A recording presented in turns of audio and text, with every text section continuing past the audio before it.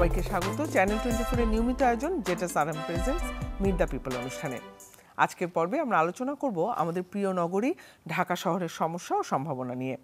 আমাদের মাঝে আজ রয়েছেন ঢাকা উত্তর ও দক্ষিণ সিটি কর্পোরেশনের দুজন দায়িত্বপ্রাপ্ত কর্মকর্তা। ঢাকা উত্তরের প্রশাসক মোহাম্মদ এজাজ এবং দক্ষিণের প্রশাসক মোহাম্মদ শাহজাহান মিয়া আছেন আমাদের সাথে। তাদের কাছ থেকে আমরা জানবো শহরের চ্যালেঞ্জগুলো কিভাবে মোকাবেলা করা হচ্ছে এবং ভবিষ্যতের পরিকল্পনাগুলো কী। এরই সাথে ঢাকা সিটির নানা সমস্যার সমাধান নিয়ে মতামত তুলে ধরার জন্য আমাদের সেটে উপস্থিত আছেন বেশ কিছু সাধারণ শিক্ষার্থী। আপনাদের সবাইকে আমরা স্বাগত জানাচ্ছি যেটা সারাম প্রেজেন্টস মিট দ্য পিপলে। আপনাদের দুজনকেই শুরুতে স্বাগত জানাচ্ছি। আচ্ছা, আমি একদম প্রথম প্রশ্নটা করতে চাই যে 5ই আগস্ট পরবর্তী আমরা ভেবেছি সব কিছুর একটা পরিবর্তন আসবে সব কিছু, কিন্তু দুই সিটি কর্পোরেশনেরই কাজের ক্ষেত্রে এক ধরনের স্থবিরতাই অনেকে অভিযোগ করছে যে জনপ্রতিনিধি নেই, সেখানে কিভাবে হবে। আমি একই প্রশ্ন শাহজাহান মিয়ার কাছেও করবো। মোহাম্মদ এজাজ, শুরুতে আপনার কাছে জানতে চাই এই অভিযোগটা আসলে আপনি কি বলবেন এই অভিযোগটা নিয়ে? জি, ধন্যবাদ আপনাকে। এটা তো অভিযোগ না, এটা রিয়ালিটি। কারণ হচ্ছে যে 5ই আগস্টের সময় প্রতিটি ওয়ার্ডে তো আওয়ামী মাস্তানরা ছিল as a in the name of councillor. তো ওরা তো পালিয়ে যাওয়ার সময় লোকজনের যে ক্ষোভ, সেটা হচ্ছে যে কাউন্সিলর অফিসে গিয়ে পড়েছে। আপনারা দেখেছেন রাস্তাঘাটে যখন আন্দোলন সংগ্রাম হয়েছে, তখন নিরস্ত্র মানুষকে যখন গুলি করেছে, মানুষ হাতিয়ার হিসেবে কি নিয়েছে? রেলিং, এই যে ফেন্সিং ওয়াল, রেলিং, এগুলোকে হাতিয়ার হিসেবে নিয়েছে, ইটকে হাতিয়ার হিসেবে নিয়েছে।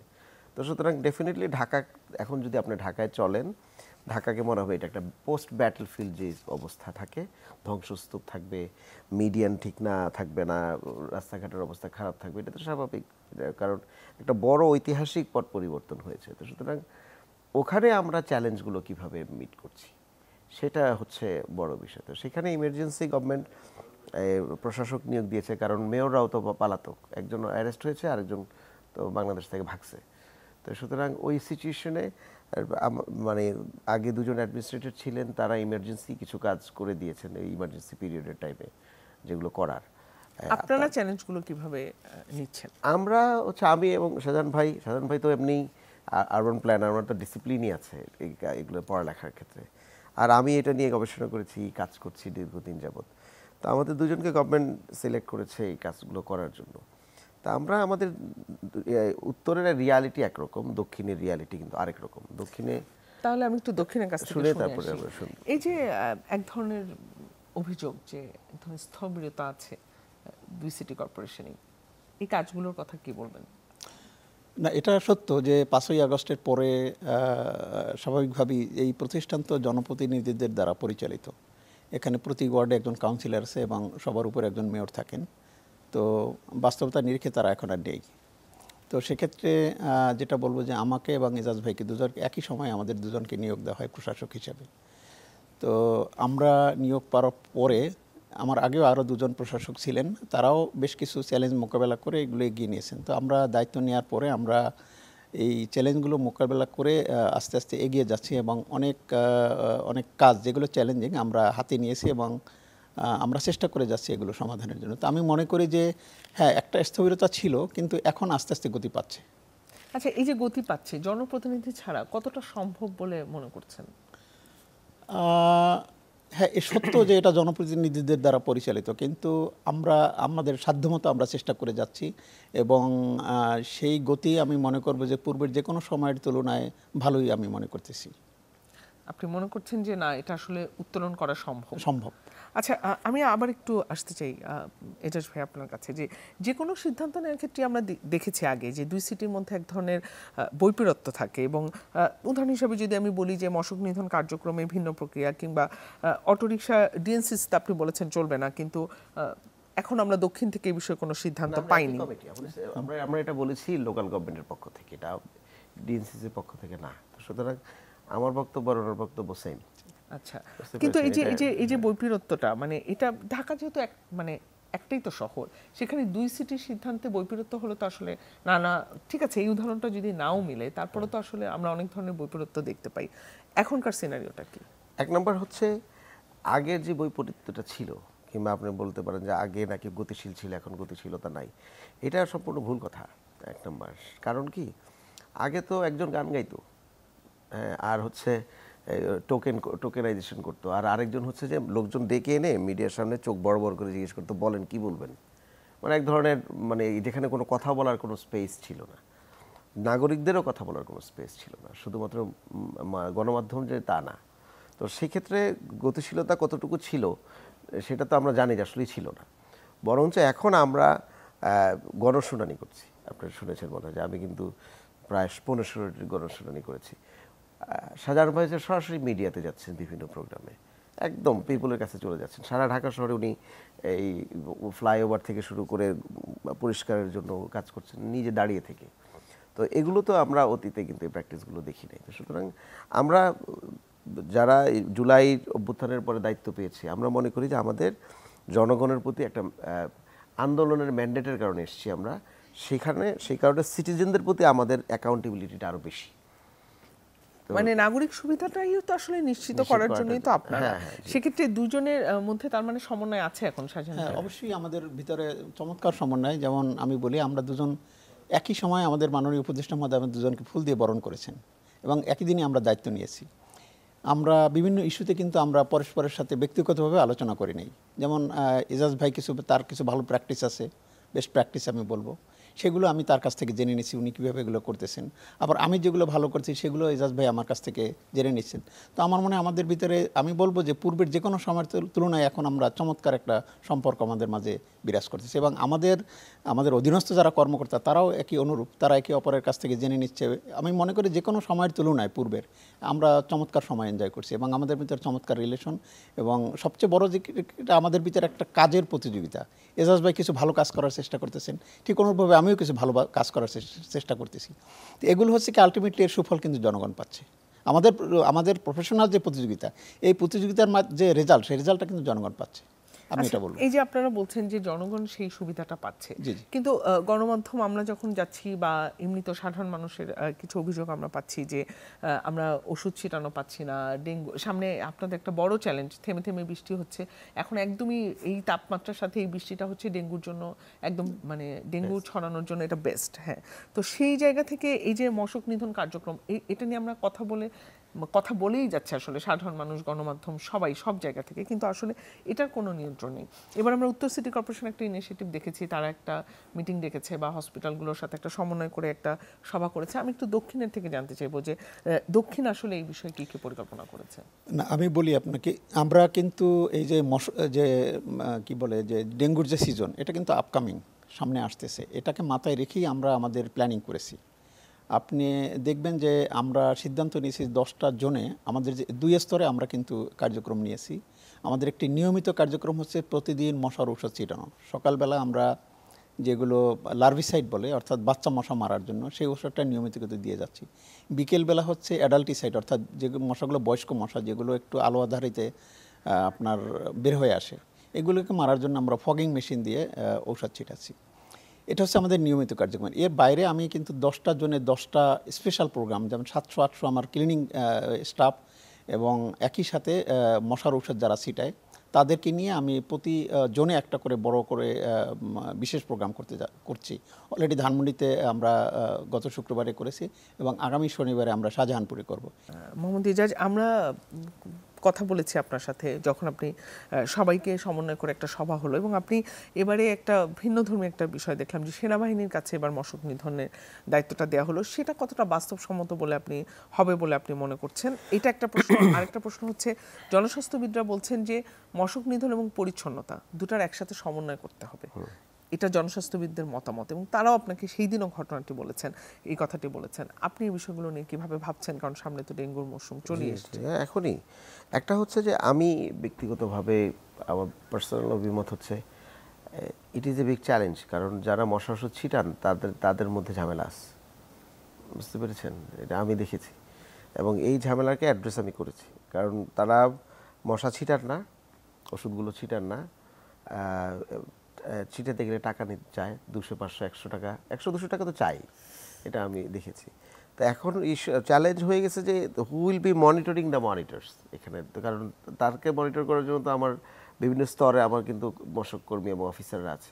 তো এই মনিটরকে মনিটর করাও কিন্তু একটা বড় ক্রাইসিস কিন্তু আমরা লক্ষ্য করলাম, এবং থার্ড পার্টি দিয়ে আমরা কাজগুলো করাই। থার্ড পার্টি আসলে পেমেন্টে নিয়ে বেশি কনসার্ন রাদার দ্যান সার্ভিসেস। এটাও আরেকটা বড় সমস্যা। তো এই জন্য ভাবলাম যে একটা ট্রায়াল করে দেখি যে আরবিকে দিয়ে এই ম্যানেজমেন্টটা করা যায় কিনা, কারণ পাবলিক হেলথ নিয়ে ঝামেলাটা আমি আর কোনো রিস্ক নিতে চাই নাই আর কি। তারপরেও আমার মনে হয় এইটাকে আমার কন্টিনিউয়াস সার্ভিলেন্সে রাখতে হবে যদি পাবলিক হেলথ ডিজাস্টার থেকে বাঁচতে চাই। সেই ক্ষেত্রে আমরা এটা করেছি, আমরা ড্যাশবোর্ড করেছি যে কোন কোন ব্যক্তি মশার ওষুধ কোথায় মানে করবেন, ছিটাবেন, তার উপরে কাকে দায়িত্ব দেওয়া হয়েছে তার ফোন নাম্বার সহ আমরা ওয়েবসাইটে দিয়ে দিয়েছি। সাথে ওই যে ময়লাকে হচ্ছে ঝাড়ু দিবেন তারও ফোন নাম্বার আমরা কিন্তু ড্যাশবোর্ডে দিয়ে দিয়েছি। হ্যাঁ, কারণ জনস্বাস্থ্য বিশেষজ্ঞরা বলছেন মশক নিধন আর পরিচ্ছন্নতা কার্যক্রম সমন্বয় না করলে আসলে হবে না। তো এটা আমরা এটা করেছি অলরেডি, করে আবার আমি হচ্ছে যে গণশুনানি করছি বিভিন্ন জায়গায় গিয়ে গিয়ে। আচ্ছা, আমরা আমাদের প্রশ্ন তো আসলে থাকবেই, তবে আমাদের যারা শিক্ষার্থী আছেন তাদের প্রশ্ন আছে, তারা হাত তুলেছেন, তাদের থেকে কিছু প্রশ্ন নিব আমরা। তো আপনার নাম বলে প্রশ্নটি বলবেন। আমি নাসিম রেজা, মিরপুর 10 থেকে এসেছি। আমার প্রশ্নটা হচ্ছে কিছুদিনের মধ্যে বর্ষাকাল আসতেছে। আমরা বিগত দিনগুলোতে দেখেছি বর্ষাকালে, আমি মিরপুর 10-এ থাকি, সামান্য বৃষ্টি হলেই রাস্তার উপরে পানি ওঠে। তো আমি আপনাদের কাছে যেটা জানতে চাচ্ছি যে আপনাদের এই বিষয়ে কি ধরনের উদ্যোগ আছে আগামী দিনগুলোতে? আচ্ছা, উদ্যোগ আছে না, বলেন উদ্যোগ নিছেন, কারণ বৃষ্টি তো চলে আসবে। আপনাদের কি ধরনের উদ্যোগ গ্রহণ? আমরা যেটা করেছি, এইবারের যদি মাঝারি ধরনের বৃষ্টি হয়, একদিন মাঝারি বৃষ্টি হয়েছে, খেয়াল করেছেন কিনা, আমরা সেটারও একটা ম্যাপিং করেছি, করে দেখলাম যে মাঝারি বৃষ্টিতেও পানি কোথায় কোথায় জমে, সেটা আইডেন্টিফাই করে আমরা কাজ করছি। যদি মাঝারি থেকে একটু বেশি বৃষ্টি হয় তাহলে ঢাকায় যদি জোয়ার না থাকে তাহলে 1 থেকে 2 ঘন্টার মধ্যে পানিটা নামবে। আর যদি জোয়ার থাকে, কারণ জোয়ার পানি বলছেন আমাদের ঢাকায় কিন্তু জোয়ার ভাটার প্রভাব আছে টঙ্গী পর্যন্ত, তাহলে জোয়ারের পানি খাল দিয়ে নামতে সময় লাগবে, দ্যাট মিনস ড্রেন দিয়ে নামতেও সময় লাগবে। তাহলে ঢাকার স্ট্রম ওয়াটারগুলো 3 থেকে 4 ঘন্টার সময় লাগবে, এর বেশি আমরা সময় লাগবে না। গত বছর ঢাকাতে কিন্তু 2 দিনেরও জলাবদ্ধতা হয়েছে, আপনাদের মনে পড়ে কিনা? তাই না? এবার ডে লং জলাবদ্ধতাও হবে না, এতটুকু আমরা আশা করতে পারি। আমরা একসাথে প্রশ্নগুলো একটু নিই। হ্যাঁ, নামটা বলে আপনার। আমি হচ্ছে লিও আয়েশা আনহা, আমি একটা অর্গানাইজেশন থেকে এসেছি, লায়ন্স ক্লাব ইন্টারন্যাশনাল, এবং আমাদের অনেক ক্লাবের অনেক বন্ধুরা আজকে এই প্রোগ্রামে এসেছে। আমার একটা প্রশ্ন হলো, ওনারা তো অনেক ধরনের উদ্যোগ নেয়, বাস্তবায়ন হয়, যাদের জন্য বাস্তবায়ন করে, অর্থাৎ আমাদের জন্য আসলে আমাদের করণীয়টা কি? তাদেরকেও তো অনেক ধরনের হেল্প করতে হয়। তো আমি হচ্ছে এই জায়গা থেকে বলতে চাই যে এই যে মশার, আমি যে ডেঙ্গুতে এফেক্টেড হয়েছি গত 3 মাস আগে খুব বাজেভাবে। তো যেহেতু ওই যে 5 আগস্টের একটা সিমটমের কারণে অনেক দিন হচ্ছে কোনো ধরনের প্রক্রিয়াকরণ হয়নি, যার ফলে কিন্তু এটার পরিধিটা কিন্তু অনেক বৃদ্ধি পেয়েছে। তো আমার প্রশ্নটা হলো যে আমার বাসার আঙিনা আমাকে আমার বাসায় হচ্ছে মশার ওষুধ আশেপাশে দিয়ে গেল, কিন্তু বাসাটা যদি আমি পরিষ্কার না রাখি সেক্ষেত্রে তো এই দায়টা তো ওনাদের উপরে যায় না। আচ্ছা, আমাদের কাছে পরিষ্কার বিষয়টা। আর কেউ যদি প্রশ্ন করতে চান, হ্যাঁ, একটু আমরা একসাথে নিব প্রশ্নগুলো, তারপর আমরা উত্তর দেব। যেহেতু ডেঙ্গু নিয়েই কথা, আর আমি উত্তরা থেকে এসেছি, উত্তরাতে ডেঙ্গুর বিষয়টা খুবই সিরিয়াস এবং হসপিটালগুলো একদম বুকিং হয়ে যায় আগে থেকেই, কোনো সিটও পাওয়া যায় না। আমি নিজেও গত বছর ডেঙ্গুতে আক্রান্ত হয়েছি। মশক নিধন কার্যক্রমটা যদি সিটি কর্পোরেশন করে, ময়লা ব্যবস্থাপনাটা যদি সিটি কর্পোরেশন নিয়ে নেয়, উত্তরা থেকে অর্ধেক মশার চাপ কমে যাবে, আমি এটা গ্যারান্টি দিয়ে বলতে পারি। আচ্ছা, এটাও আমাদের কাছে পরিষ্কার। আমরা এখন একটু উত্তরগুলো নিব। আপনার কাছে একটু জানতে চাচ্ছি, যদিও সব উত্তর সিটি কর্পোরেশনের, আপনার কাছে আমি একটু জানতে চাই যে প্রশ্নগুলো আসলো। হ্যাঁ, আসলে অনেকগুলি চমৎকার প্রশ্ন এসেছে। তো আমি প্রথমে বলবো যে আসলে আমরা যে কার্যক্রমগুলো করছি এগুলো আসলে জনগণকে ওন করতে হবে। যেমন আমি গত শুক্রবারে ধানমন্ডিতে যে প্রোগ্রামটা করেছি, সেখানে আমরা ধানমন্ডি সোসাইটি এবং অনেকগুলো স্বেচ্ছাসেবী সংগঠনকে আমরা আমন্ত্রণ জানিয়েছি, তারা স্বতঃস্ফূর্তভাবে সেখানে অংশগ্রহণ করেছে।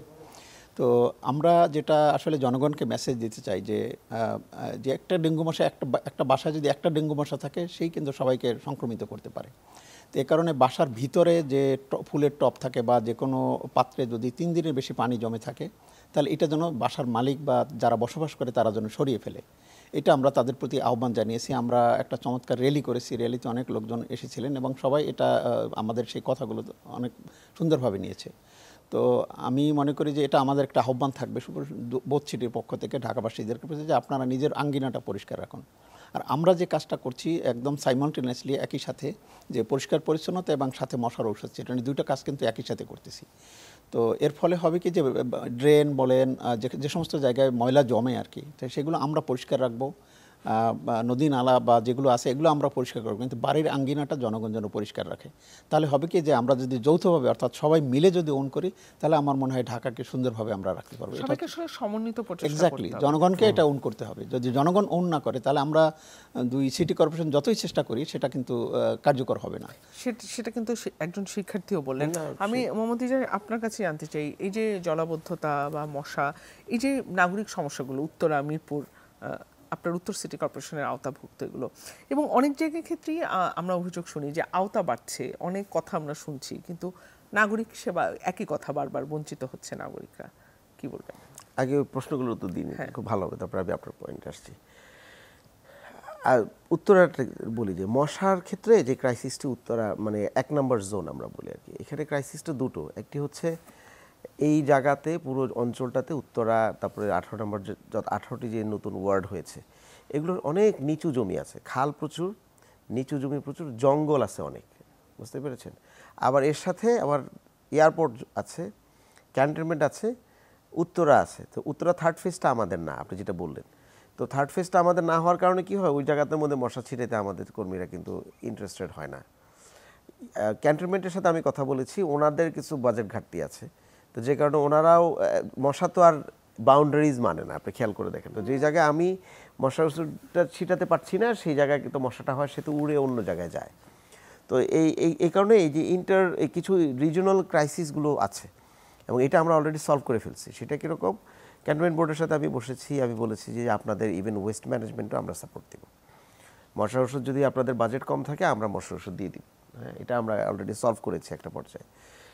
এবং রাজুকের চেয়ারম্যানের সাথে কথা বলে, রিজু ভাই উনি আমারও পার্সোনালি আমাকে চিনেন, আমরা সিদ্ধান্ত নিয়েছি উত্তরাটা উনি আমাদেরকে আগামী সপ্তাহে একটা ফেস্টিভ্যাল করে থার্ড ফেজটা আমাদেরকে দিয়ে দিবেন পুরোটা। তাহলে আমাদের আর এটার ম্যানেজমেন্ট করা, পরিষ্কার করার এই ক্রাইসিসগুলো থাকবে না। রোডস অ্যান্ড হাইওয়ের যত রাস্তা আছে খেয়াল করেন, সেগুলো আমাদের না, শহরের ভিতরে। হ্যাঁ, ওনারও একই অবস্থা আছে কিন্তু। তো সুতরাং এটা ওনারা ওইটা কন্ট্রোল করে, আমরা এটা কন্ট্রোল করি। ওইটা এক সাইড ডার্টি থাকে, আর এক সাইড, যেরকম আপনি যদি ঢাকা উত্তরার দিকে যান, প্রতিটি রাস্তার ফ্লাইওভারের নিচে মনে হবে যে এটা একটা বাংকার, ভেঙে টেঙ্গে ময়লা রাবিশ সব মিলে। তো এটা যে আমরা পরিষ্কার করবো আমাদের ম্যান্ডেট ছিল না। আমরা আশা করি একটা এমওইউ আজকে আমি ড্রাফট হাতে পেয়েছি, এই সপ্তাহের মধ্যে আমরা এমওইউটা করে ফেলবো। আগামী সপ্তাহ থেকে আপনি দেখবেন যে এটা পরিষ্কার হওয়া শুরু হয়েছে। তো সুতরাং আমাদের নিজেদের ডিপার্টমেন্টাল যে ক্রাইসিসগুলো আছে, এটা আমরা খুব দ্রুত সলভ করছি এবং এমওইউ করে ফেলতেছি, এঙ্গেজ করছি। উত্তরাতে যদি আমরা এটা করে ফেলতে পারি, তারপরের সপ্তাহ থেকে আপনি দেখবেন যে আমাদের কার্যক্রমটা আরেকটু বাড়বে, এবং সেখানেও আমরা আপনাদেরকে সাথে রাখবো আর কি। আর নাগরিক সুবিধার সেবার ক্ষেত্রে এই মূল সমস্যাটা ডেফিনেটলি লিডারশিপ একটা ম্যাটার করে, এটা তো অস্বীকার করার কিছু নাই।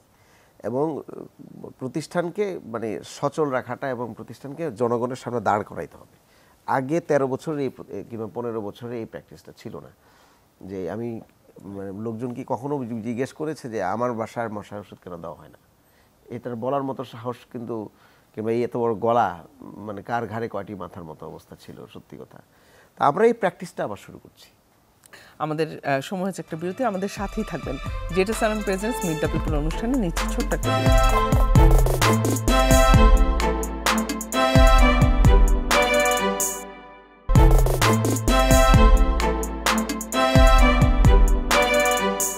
আবারও স্বাগত জেটা সালাম প্রেজেন্টস মিট দ্য পিপল অনুষ্ঠানে। আজ কথা হচ্ছে আমাদের প্রিয় শহর ঢাকা নিয়ে। আচ্ছা, আমরা কথা বলছিলাম এবং আমরা নাগরিক সুবিধার কথা বলছিলাম। আমি একটু গণপরিবহনের দিকে যাব।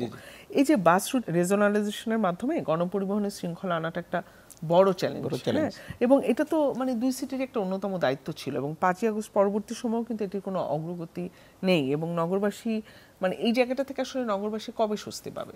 আচ্ছা, আমি আপনাকে বলি, এটা শুধু যে সিটি কর্পোরেশনের দায়িত্ব আমাদের দুই সিটির তা নয়, কিন্তু এর সাথে সরকারের আরও অনেক এজেন্সি জড়িত। এটা একটা কোঅর্ডিনেটেড এফোর্ট দরকার। আমি যেমন বলি, এর সাথে বিআরটিএ জড়িত, এর সাথে পুলিশ জড়িত, এবং আমরা দুই সিটি কর্পোরেশন আছি। আমরা মূলত রাস্তার অ্যারেঞ্জমেন্টটা করে দিই, কিন্তু বাকি যে শৃঙ্খলা আনয়ন সেগুলো কিন্তু অন্যান্য সংস্থা করে। তো সবচেয়ে আশার কথা হচ্ছে যে ইতিমধ্যে আমাদের যে যোগাযোগ মন্ত্রণালয় সম্পর্কে যে উপদেষ্টা এবং মাননীয় প্রধান উপদেষ্টা যে বিশেষ সহকারী, উনি একটা উদ্যোগ নিয়েছেন। তো আমরা মনে করি যে সেই উদ্যোগের ফলে জনগণ খুব শীঘ্রই একটা সুফল পাবে, এবং সেই উদ্যোগ চলমান আছে। গণপরিবহনের ক্ষেত্রে 2-4টি ইস্যু আছে। একটা হচ্ছে রোড ঢাকা শহরে কোনো ঠিক মতে ট্রাফিক বাতি নাই, তো এটা আমরা করছি, মানে প্রধান উপদেষ্টা বলেছে যে এটা সবার আগে করো, তো এটা আমরা দুপক্ষই একদম খুব দ্রুত এটা করছি। রোডে কোথায় বাস থামবে কোথায় বাস থামবে না আপনি চিন্তা করেন, এত বড় উন্নয়নের জোয়ারে নাকি এই দেশ ভাসছে, কোথায় বাস থামবে আপনি কোথায় দাঁড়াবেন, এটা কোনো রোড মার্কিং দেখেছেন গত 13-14 বছর 15 বছরে? নাই। তাহলে আমি যখন বলবো, বাসওয়ালাকে যখন গিয়ে বলে যে এখানে বাস থামাইছো কেন, তার ডাইরেকশন নাই কিন্তু, খেয়াল করে দেখেন। তো সুতরাং রোড মার্কিংটা, ইভেন জেব্রা ক্রসিংও কিন্তু জিব্রা ক্রসিং নাই। আমি যেদিন প্রথম দায়িত্ব নিলাম, একটা ছোট্ট মেয়ে ক্লাস 2-তে পড়ে, ও এসে আমাকে, অফিসে আসছে, WBB ট্রাস্টের ওদের সাথে নিয়ে আসি, ও এসে আমাকে বললো যে আমি আমার স্কুলের সামনে থেকে আমি যখন রাস্তা পার হব, আমার অফিসের বাসার রাস্তার মধ্যে জিব্রা ক্রসিং নাই কেন, তুমি কি করো? চিন্তা করেন, সে আমাকে চার্জ করছে ফার্স্ট, এবং এটা আমাকে স্ট্রাইক করছে। তারপর বললো যে আমি রাস্তা দিয়ে যখন হাঁটতে যাই, ফুটপাতের মধ্যে তো আমি দোকান পাই, আর হচ্ছে যে রোদ, এত রোদ কেন, এত রোদে আমি কিভাবে হাঁটবো? তো সুতরাং একটা ছোট শিশু, বাট তার যে স্ট্রং ভয়েস, এটা তো government, doctor Yunus, professor Yunus sir শুনছেন, আমরাও শুনেছি এটা সিরিয়াসলি। তো আমরা রোড মার্কিংগুলো খুব দ্রুত, মানে আর্লিয়েস্ট টাইমে আমরা এটা করছি। আর ট্রাফিক লাইটগুলো আমরা চেষ্টা করবো, আমরা 1 মাস লাগবে না, আর 1 মাস লাগবে আমাদের দুজনেরই শেষ হইতে, অলমোস্ট শেষের দিকে। আচ্ছা, এটা যদি হয় তখন অ্যাটলিস্ট ট্রাফিকের বাতি, তখন আমরা বলতে পারবো যে আমি তো বাতি লাগিয়েছি, পুলিশ তখন এটা ইয়ে করতে পারবে।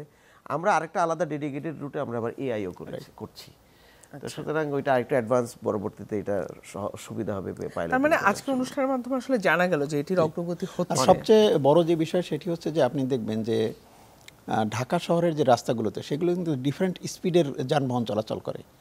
রাস্তায় বাস আছে, প্রাইভেট কার আছে, আপনার 3 হুইলার আছে, সিএনজি আছে, কিন্তু এগুলোর প্রত্যেকটার স্পিড কিন্তু ডিফারেন্ট। যার জন্য এই ডিফারেন্ট স্পিডের ভেহিকেল যখন একই রাস্তা দিয়ে চলে, তখন কিন্তু যানজট তৈরি হয়। আর সবচেয়ে বড় যে জিনিস সেটা হচ্ছে যে আমাদের যারা এইগুলো, মানে এই ড্রাইভার, এদের কারোর কিন্তু খুব ভালো রকমের প্রশিক্ষণ নেই। আপনি সিঙ্গাপুরে যাবেন, সেখানে একজন বাস ড্রাইভার কিন্তু অনেক উচ্চশিক্ষিত, অথচ আমাদের রাস্তায় যারা এই গাড়ি চালায় তারা কিন্তু অনেক নিয়ম, মানে রাস্তায় কি রোড সাইন, কোন রোড সাইনটা কি মিন করে সেটাও কিন্তু তারা বুঝে এবং না। এক্ষেত্রে তো আপনার ওইদিকে যে পুরান ঢাকা, সেটা তো এক্স্যাক্টলি, সেখানে আরো মানে পুরান ঢাকা তো ভয়ঙ্কর, এবং সেখানে রাস্তাগুলি খুবই ন্যারো, এবং কোথাও রিক্সা, কোথাও সিএনজি, কোথাও একই সাথে চলাচল করে। আর আমাদের যে পেডেস্ট্রিয়ান, আপনি দেখবেন যে ফ্লাইওভার দেওয়া আছে বা ওভারপাস দেওয়া আছে, আন্ডারপাস দেওয়া আছে, এগুলো তারা ইউজ করবে না, তারা রাস্তা দিয়ে পার হবে। তো এই জিনিসগুলো আমাদের জনগণকেও অ্যাওয়ার হতে হবে। তো সব মিলে যদি আমরা একটা কোঅর্ডিনেটেড এফোর্ট নিতে পারি, তাহলে আমার মনে হয় এটা খুব একটা সহনীয় পর্যায়ে আমরা নিয়ে আসতে পারবো, আমি মনে করি। আমরা আবার আলোচনায় ফিরবো, আমাদের শিক্ষার্থীদের থেকে প্রশ্ন নিতে চাই। হ্যাঁ, আমরা একসাথে আগে প্রশ্নগুলো নিব। হ্যাঁ, ধন্যবাদ। আমি হচ্ছি জাকিয়া সুলতানা, লিউ জাকিয়া সুলতানা। আমি হচ্ছে এনটিআরসির মাধ্যমে 5ম গণবিজ্ঞপ্তিতে একটা স্কুলে জয়েন করেছি, এমপিওভুক্ত। আর সেই সাথে আমি হচ্ছে বিএড করছি গভ টিচার্স ট্রেনিং কলেজে। আর আমার বাসা হচ্ছে জুরাইন। তো আমাকে শিক্ষকতা সাথে হচ্ছে গিয়ে, আমি যেহেতু এখনও একটা বিএড, একটা ডিগ্রি অর্জন করছি, তো আমাকে দয়াগঞ্জের রাস্তাটা পার হয়ে আমার শিক্ষা প্রতিষ্ঠানে যেতে হয়। তো সেই সাথে দয়াগঞ্জের যে মোড়টা, এখানে হচ্ছে গিয়ে খুবই ব্যস্ততম একটা রাস্তা। এটাতে আমাদের শিক্ষার্থী প্লাস হচ্ছে গিয়ে বহু মানুষ কর্মক্ষেত্রে মতিঝিল প্লাস ধানমন্ডি এরিয়াগুলোতে এই রাস্তাটা পার হয়ে যেতে হয়। কিন্তু খুবই দুঃখের বিষয়, দয়াগঞ্জের 4 রাস্তা মোড়টাতে খুবই ব্যস্ততম একটা রাস্তা। আমরা হুমকির সাথে হচ্ছে এই রাস্তাটা পার হই। আমরা ওখানে কোনো ফুট ওভার ব্রিজ নেই।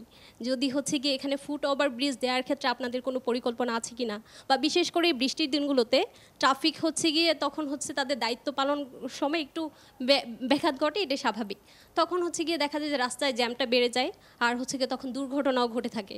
তো আমরা আমাদের এই সমস্যাগুলো থেকে উত্তরণের জন্য আমি ওই এলাকার বাসিন্দা হিসেবে আপনাদের কাছে হচ্ছে গিয়ে অনুরোধ করব যে এই ক্ষেত্রে কোনো পদক্ষেপ নেওয়া হবে কিনা, বা আপনাদের কোনো পরিকল্পনা আছে কিনা। আচ্ছা, এরপরের প্রশ্ন আমরা একসাথে প্রশ্নগুলো আগে নিব। আসসালামু আলাইকুম, আমি আশিক, আশুলিয়া অঞ্চলতে আসছি, শিল্প এলাকা। আপনি এই 5ই আগস্টের পরে সরকারের কাছে আমাদের এই অনেক প্রত্যাশা। তা এই যে শিল্প কারখানার যে বর্জ্য আছে, তারপর যে মানে যে যানবাহনের যে মানে এইসব ধোঁয়া, তারপরে রাস্তার আশেপাশে যে ময়লা স্তূপ করা আছে, এখানে দেখা যায় এসবগুলো নিয়ে একটা বিক্রিয়া ঘটে, কার্বন ডাইঅক্সাইড, সালফার, নাইট্রোজেন, যেটা আমাদের অস্বাস্থ্যকর একটা পরিবেশ সৃষ্টি করে, যেটা ঢাকা সিটির মানুষের জন্য আসলে বিভিন্ন সমস্যার সৃষ্টি করে। দিক বলেন আপনি শব্দ দূষণ বলেন, বায়ু দূষণ বলেন, কিংবা স্বাস্থ্যের যে অবনতি এবং মেন্টালি ফিজিক্যালি মানুষের উপর একটা প্রভাব পড়ে, এগুলো মানে উত্তরণের জন্য কি কি পদক্ষেপ আসলে আপনারা নিছেন? আচ্ছা, আর কেউ আরো একটু নিব আমরা প্রশ্ন। হ্যাঁ, আমি নাসিম রেজা, মিরপুর 10 থেকে। আমার দুইটি কোশ্চেন। প্রথম কোশ্চেন হচ্ছে, আমাদের গতকাল বণিক বার্তায় দেখলাম একটা নিউজে যে আমাদের বর্তমানে ঢাকা শহরে প্রায় 57% মানুষ যানবাহন করে অপ্রচলিত যানবাহনে। তো আমাদের পরিবহন বৃদ্ধিতে কি কোনো ধরনের উদ্যোগ গ্রহণ করা হয়েছে? এটা হচ্ছে 1 নম্বর কোশ্চেন। 2 নম্বর কোশ্চেন হচ্ছে, আমরা দেখতেছি যে আমাদের রাস্তাগুলো একবার হচ্ছে ওয়াটার সাপ্লাইয়ের লোকজন খনন করে, একবার হচ্ছে ইলেকট্রিসিটির লোকজন খনন করে, একবার হচ্ছে গ্যাসের লোকজন খনন করে। তো এটা কি সম্মিলিতভাবে রাস্তাগুলো খনন করা যায় এবং কাজগুলো শেষ করা যায় কিনা? কারণ এতে হচ্ছে জনগণের দুর্ভোগ হয়।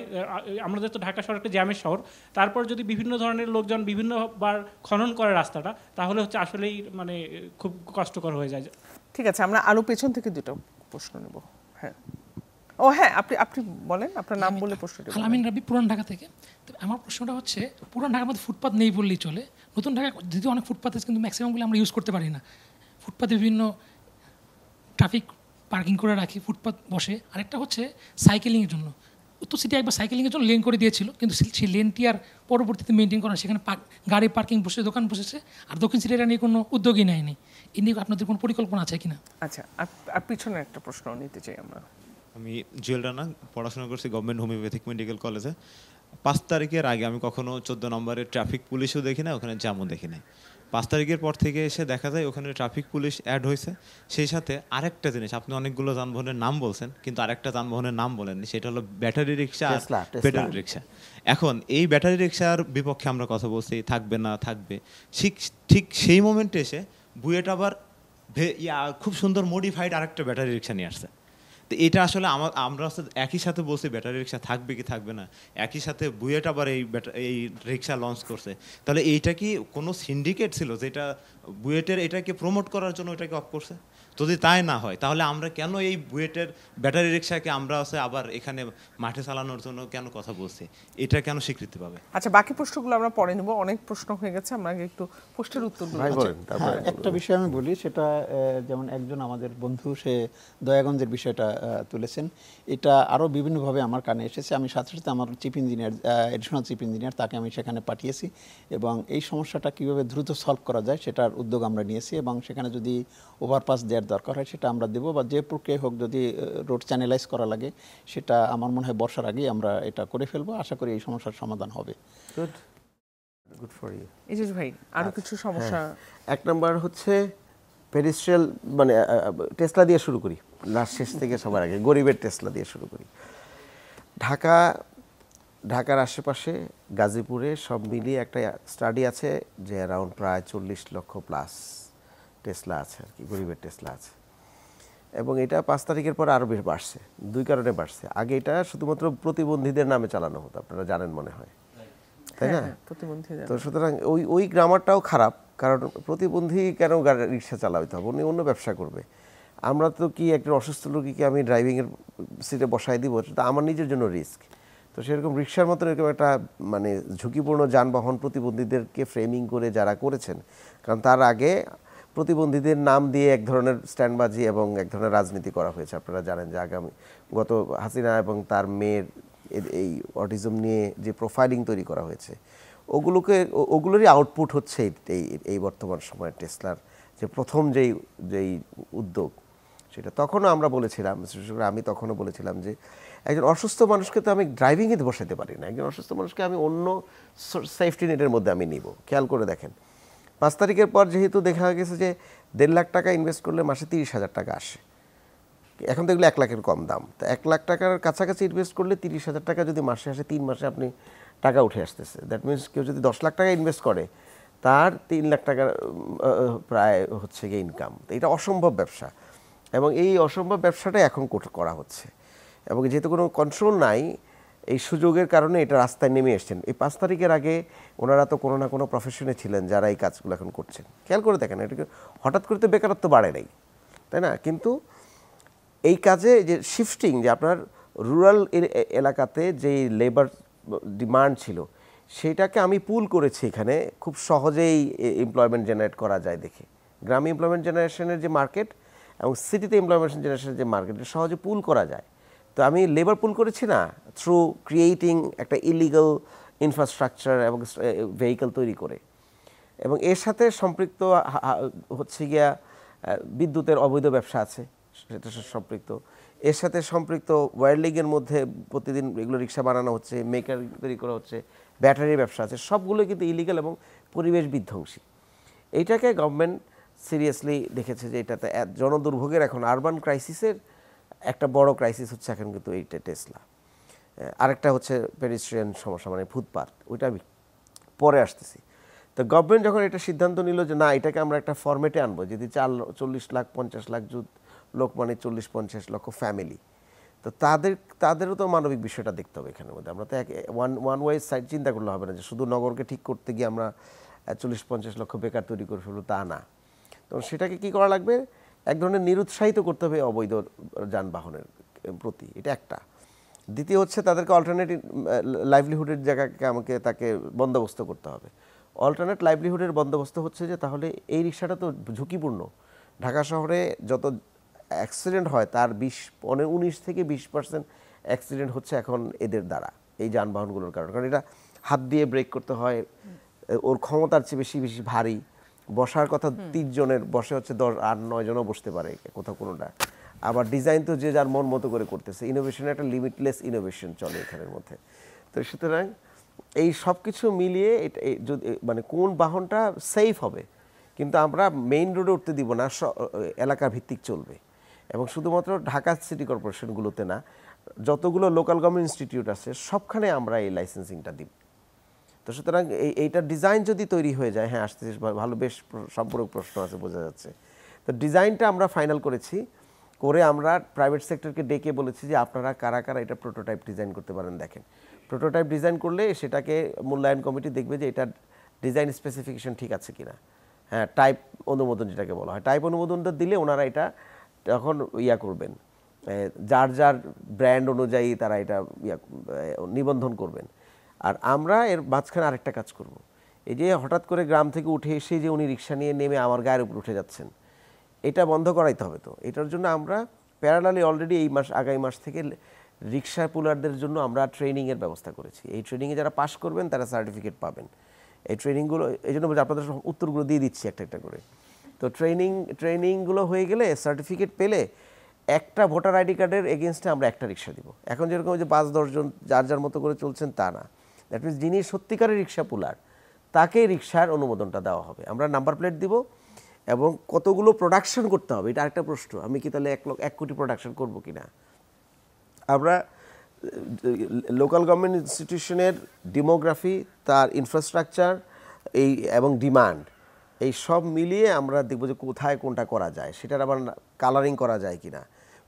আমি অনুমতি দিলাম ধরেন মহাখালীর চিপাচাপায় চলার জন্য, সেই গিয়ে চালাচ্ছে ধানমন্ডির আবাসিক এলাকার মধ্যে, এটা করা যাবে না। তো সুতরাং এটা একটা রেগুলেশন লাগবে, এস্টিমেশনটা করা হচ্ছে। এক্সপার্ট কমিটিগুলো হয়ে গেছে, ভেহিকেলের এক্সপার্ট কমিটি হয়ে গেছে। ফ্যাক্টরিগুলোকে আমরা অনুমোদন দেব, কোন কোন ফ্যাক্টরি এটা করতে পারে।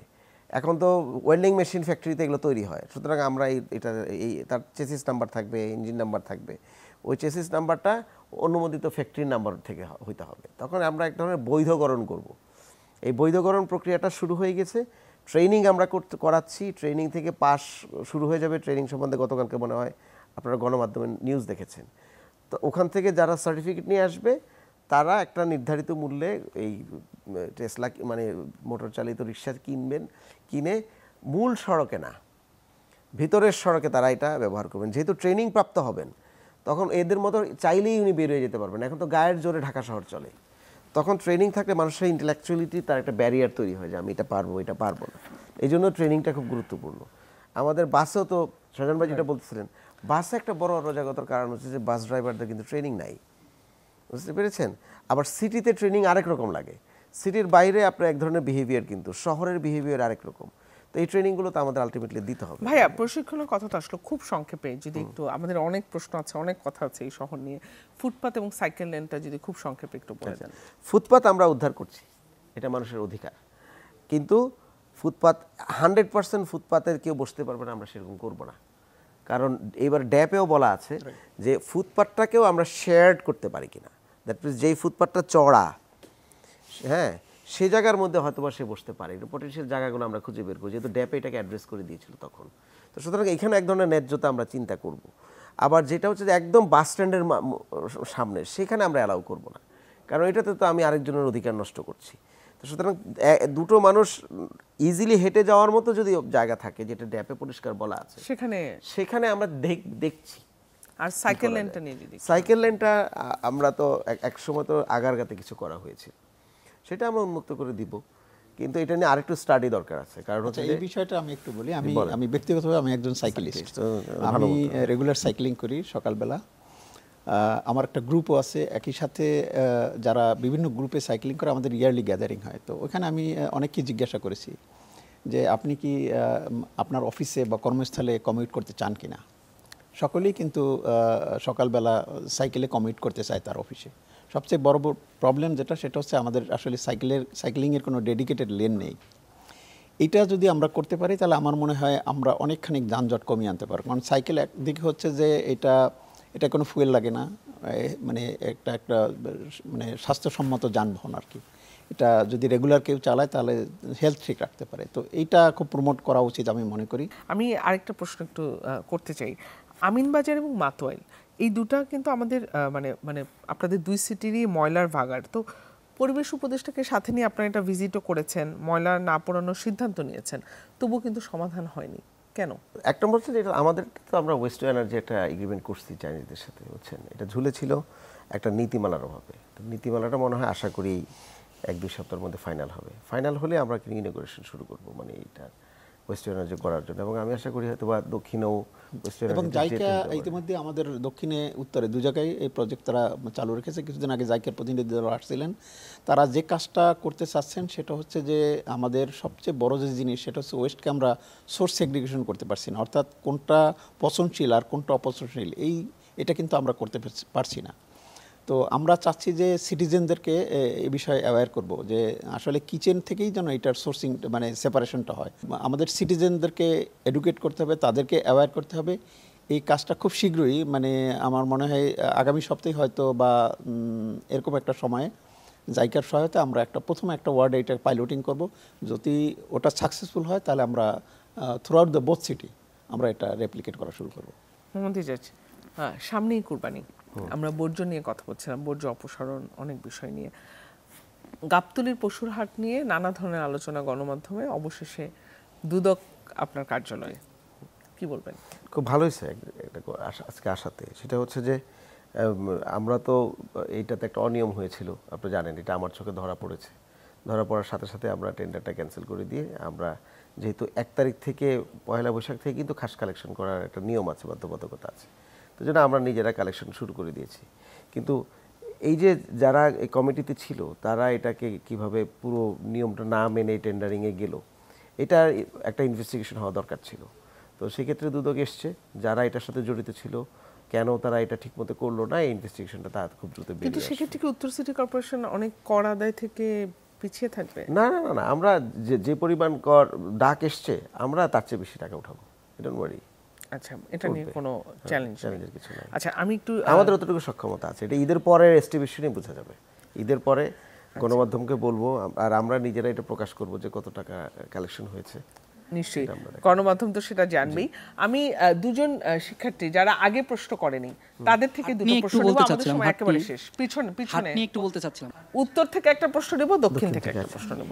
ভাইয়া যেটা বললেন আপনি হচ্ছে যে ট্রাফিকের কথা যেটা বললেন, এখানে হচ্ছে আমি যেটা বলবো যে হচ্ছে আমাদের ফার্স্ট অফ অল লেন দরকার, লেন হচ্ছে মেনটেন করা হয় না। সো আমি হচ্ছে ক্যান্টনমেন্টে বড় হওয়া, তো আমি যেটা দেখলাম যে ক্যান্টনমেন্টের মধ্যে চালকদের মধ্যে একটা ভয় থাকে যে মামলা খেয়ে যাব, এবং সেখানে কিন্তু কোনো হর্ন বাজে না এবং কোনো ধরনের কোনো জ্যামও হয় না, যেটা হয় সিগন্যাল পড়ে। সো ওইরকম যে ট্রাফিক লাইনের যে ব্যাপারটা, ট্রাফিক যে লাইটের যে ব্যাপারটা, সরকার কিন্তু যথেষ্ট পরিমাণ আপনার বাজেট দেয়, কিন্তু ওইটা যেটা হয় যে হচ্ছে দুর্নীতির কারণে অ্যাকচুয়ালি সেটা প্রপারলি মেনটেন হয় না। এখন ট্রাফিক লাইট যদি হচ্ছে সব জায়গায় মেনটেন করা যেত, স্থাপন করা যেত, অ্যান্ড আপনার যে মামলার যে ব্যাপারটা, তারা পুলিশকে ভয় পায় না কিন্তু আর্মিকে ভয় পাচ্ছে, কারণ আর্মি হচ্ছে এখানে পুলিশের মতো কোনো ধরনের মানে সামনাসামনি ঘুষ নিচ্ছে না।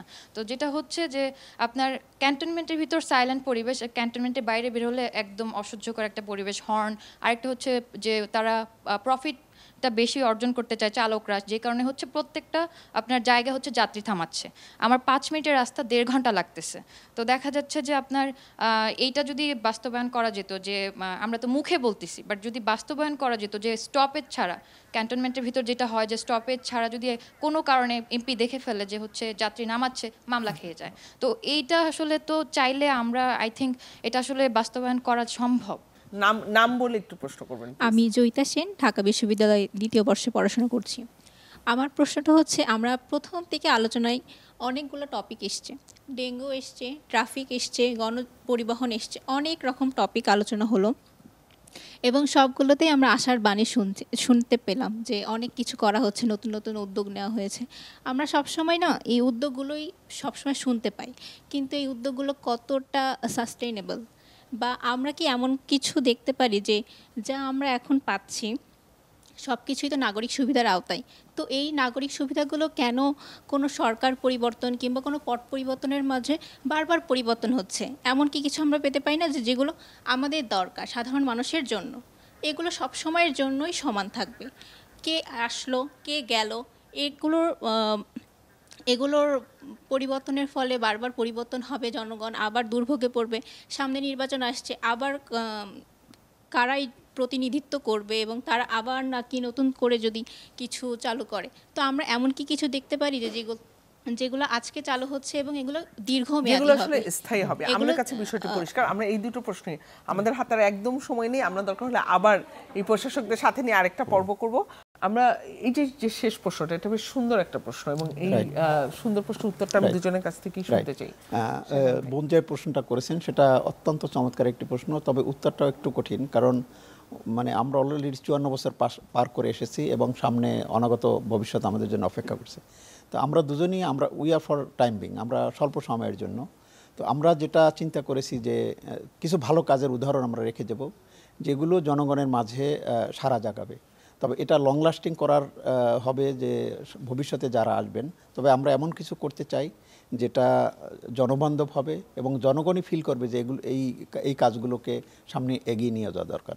তবে ভবিষ্যতে যারা আসবে নিশ্চয়ই এই কাজগুলো তাদের উপর একটা মনস্তাত্ত্বিক চাপ তৈরি করবে যে পূর্বের ওনারা কিছু ভালো কাজ করে গেছেন, এগুলো যেন বন্ধ না হয়, এগুলো যেন সামনে এগিয়ে যায়, এরকম কিছু আমরা উদাহরণ তৈরি করে যেতে চাই।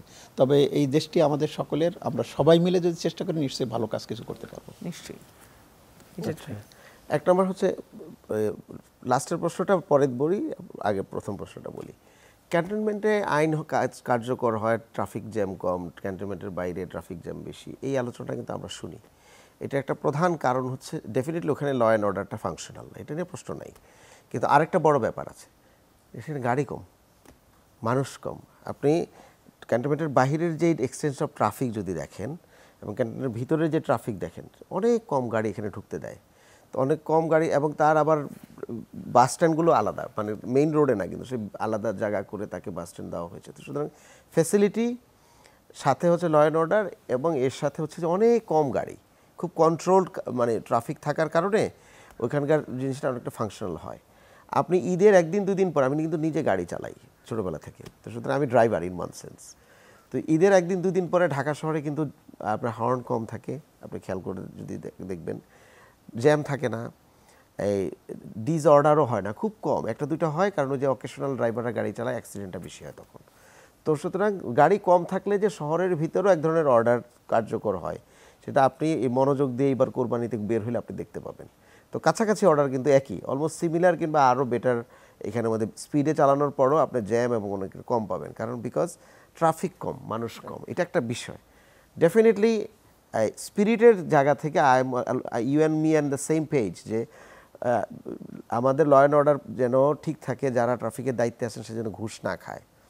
হ্যাঁ, এটা আমরা চাই এবং এটা করতে চাই। এই কারণে আমরা ভাবছি যে ভবিষ্যতে ট্রাফিক সিগন্যালগুলো এআই হবে, মানে অটোমেটিকলি মামলা হবে, যেটা আমরা গুলশানে অলরেডি ইনস্টল করেছি। গুলশান থেকে ইয়া পর্যন্ত, তেজগাঁ পর্যন্ত, ৭ রাস্তা পর্যন্ত এই করিডোরটা আপনারা আগামী 3 মাস পরে যদি যান, আপনি হর্ন দিলেও মামলা হয়ে যাবে, আপনার এমিশন বেশি হলেও মামলা হয়ে যাবে অটো। তো সুতরাং সেটা এবং আপনার ইয়াতে চলে আসবে। একদিকে সারা ঢাকা শহরকে আমরা মোটামুটি বেসিক ডিজিটাল এই কী বলে এটা বাতি লাগাচ্ছি, আর এইটা আমরা এআই করছি আলাদা, এটা টেস্টিং করার জন্য, যেটা কতটুকু বেটার হয়, মানুষ এটাতে হ্যাবিচুয়েটেড আস্তে আস্তে হবে। তো রাষ্ট্র এবং জনগণ মিলে যদি আমরা কোনো কিছু ক্রিয়েট করতে পারি, তাহলে এটা টিকে যাবে। আর কোনো কিছুই টিকে না, কিন্তু খেয়াল করে দেখেন, না হলে আমরা একটা আইন করব, একটা নতুন আমি একটা মডেল করব, কিছুদিন আপনার ভালো লাগবে, আরেকজন এসে আরেকটা মডেল করবে, তো কিন্তু ওটাতে আপনার এন্ডোর্সমেন্ট থাকবে না। তো সুতরাং আমরা এই জন্য যে পুরো শহরে যে গ্রিনিং করছি এখন, পাবলিক স্পেসগুলোর কথা আমি একটু আগে বললাম না, এই পাবলিক স্পেসগুলো আমরা এখন কী করবো জানেন, সবগুলো বিশ্ববিদ্যালয়ের architect department, town planning department এবং এনভায়রনমেন্ট ডিপার্টমেন্টকে নিয়ে আমরা এই পাবলিক স্পেসগুলো ডিজাইন করতেছি। হ্যাঁ, সাথে আমরা আছি। তো ডিজাইনিংয়ে কারা থাকবে? আপনাদের মতন ইউথ এবং ইউনিভার্সিটি। তারপরে এটা আমরা ওই ডিজাইন অনুযায়ী যখন আমরা এটাকে রেডি করে দিব, রেস্টোর করে দিব, এটার রক্ষণাবেক্ষণ তখন আপনি করতে চাবেন, যেটা আমাদের। এরপরে যদি কেউ এসে যদি এটাকে নোংরা করে, ময়লা ফেলে, কিংবা এটাকে প্রায়োরিটি কম দেয়, আপনারা গিয়ে কিন্তু ধরবেন। আপনি খেয়াল করে দেখেন, দ্যাট মিনস সিটি বিল্ডিংয়ে আমরা যত পার্টিসিপেটরি ওয়েতে করতে পারবো এবং এটা কো ক্রিয়েশন, সিটিজেনকে নিয়ে যত সলিউশনগুলো করতে পারবো, তত এটা আলটিমেটলি সাস্টেন করবে। যেন এটাকে আমরা বলি ডেমোক্রেটিক গভর্নেন্স। সুতরাং ডেমোক্রেটিক গভর্নেন্স, ওয়ার্ড ভিত্তিক রিপ্রেজেন্টেশনগুলো রাখা, সবাই যেন কথা বলতে পারে, আগের মতো যেন না হয়, মানে ফ্যাসিবাদ যেন না ফিরে আসে। তারপরে থানা ভিত্তিক, মানে জোন ভিত্তিক রাখা, এবং সব জায়গার মধ্যে রিলেটেড ফিল্ডের লোকজনদেরকে রাখা, কমিউনিটিকে ইনভলভ করানো, গণশুনানিগুলো যেগুলো করছি, উনি যেরকম কমিউনিটিকে নিয়ে পরিষ্কার করছেন ম্যাসিভ আকারে, তো যারা মিলে এটা পরিষ্কার করছে তারা কিন্তু এটা অন্যভাবে দেখবে, যে আরেকটা মনে হলে খারাপ লাগবে যে আমি তো এটা পার্টিসিপেট করেছি। এক্স্যাক্টলি, উনি নিজের হাতে যদি এটা পরিষ্কার করেন, নিজের চোখে দেখেন, তাহলে উনি ওই জিনিসটা অন করবেন। তার মানে আসলে মানে আপনারা এমনভাবে পরিবর্তনগুলো আনতে চান, তার মানে এই যে আমাদের যে শিক্ষার্থী, তার প্রত্যাশার মতোই যেন আসলে মানুষ যেন তাকে অংশীজন করবেন। যদি আমরা করতে পারি তাহলে এটা টিকবে। শহরটা তার নিজের, জনগণ যতক্ষণ পর্যন্ত এই জিনিসটা আমাদের না করবে। একদম সময় শেষ। আমার একদম শেষ একটা প্রশ্ন, খুব সংক্ষেপে আমি দুজনের কাছ থেকে উত্তরটা নিব, সেটা আমার হাতে একেবারেই সময় নেই। সেটা হচ্ছে যে এই যে স্থানীয় সরকার সংস্কার কমিশন একটা প্রস্তাবনা দিয়েছে, 2 সিটি কর্পোরেশনকে এক করার একটি প্রস্তাবনা, এই বিষয়টি আপনারা কিভাবে দেখছেন সেই প্রস্তাবনাটা? কারণ শহর তো একটাই। রাইট 2 সিটিকে একাত্র করলে আমি মনে করি ওনারা যে প্রস্তাবটা দিয়েছেন, আমি পুরোটা আসলে ওইভাবে মানে একদম পুরোপুরি থ্রলি পড়ার সুযোগ পাই নাই, তবে যতটুকু পত্রিকা মারফত জেনেছি যে ওনারা কয়েকটি ভাগে ভাগ করবেন এবং কার্যক্রমগুলোকে ডিসেন্ট্রালাইজ করবেন এবং এটা সিটি গভর্নমেন্ট করবেন। এটা পৃথিবীর অনেক দেশেই আছে। আমি জাকার্তাতে গিয়েছি, সেখানে সিটি গভর্নমেন্ট আছে। অনেক দেশেই বড় বড় শহরগুলোতে সিটি গভর্নমেন্ট আছে এবং সিটি গভর্নমেন্টের আন্ডারে আবার অনেক মেয়র আছেন বেশ কয়েকটা এরিয়াতে। তো এটা হচ্ছে কাজকে ডিসেন্ট্রালাইজ করে দেওয়া। আমার মনে হয় সে কাজটা করলে অবশ্যই জনগণ তার সুফল পাবে এবং নাগরিক সুবিধা আরও দ্রুত দেওয়া সম্ভব হবে আমি মনে করি। এবং সবচেয়ে বড় যে জিনিস সেটা হচ্ছে যে আমাদের এই কার্যক্রমে যত বেশি করে আমরা টেকনোলজির ইউজ বাড়াতে পারবো, জনগণ তত সুফল ভোগ করবে। আমি তো একটা লেখাই লিখেছি, এই যে আমার দায়িত্ব পাওয়ার সবার, মানে এই কমিশন যখন এই কাজটি করে তখন আমিও শুনানিতে ছিলাম তাদের সাথে। আমি একটা লেখাই লিখেছিলাম যে আমাদের শহরের জন্য আলাদা মিনিস্ট্রি থাকবে, মিনিস্ট্রি অফ সিটিজ, এটা টিভিএসে এসেছিল। তো আমরা মনে করি যে শহরের জন্য আলাদা মন্ত্রণালয় থাকা লাগবে এবং ডেফিনেটলি ঢাকা আসলে একটা মেয়রাল আমরেলাতে থাকলে ঢাকার অনেক কমন ইস্যুসগুলো আমরা আরও এফেক্টিভলি সমাধান করতে পারবো। সাথে ডেপুটি মেয়র থাকতে পারেন অনেক। নিশ্চয়ই, এবং এমন প্রত্যাশা আসলে এখানে আমরা সবাই শুধু না, মানে আমরা তো পুরো সাধারণ মানুষ যারা আমাদের জনগণ আছেন সবাইকে রিপ্রেজেন্ট করছি, আমাদের সবার প্রত্যাশাই কিন্তু এমন থাকবে। আপনাদের দুজনকে অসংখ্য ধন্যবাদ, এবং সাথে আমাদের শিক্ষার্থীদেরও যারা আমাদের সাথে যুক্ত ছিলেন এবং আমাদের যারা দর্শক তাদের সবাইকে ধন্যবাদ জানাচ্ছি। এবং আমরাও চাই আমাদের এই তিলোত্তমা শহর, আমাদের এই প্রিয় শহর, সেটি আসলে প্রিয়ই হয়ে থাক, অপ্রিয়গুলো সব বাদ যাক, সব বিদায় নিই। আজকের মতো বিদায় নিচ্ছি, সবাই ভালো থাকবেন, সুস্থ থাকবেন।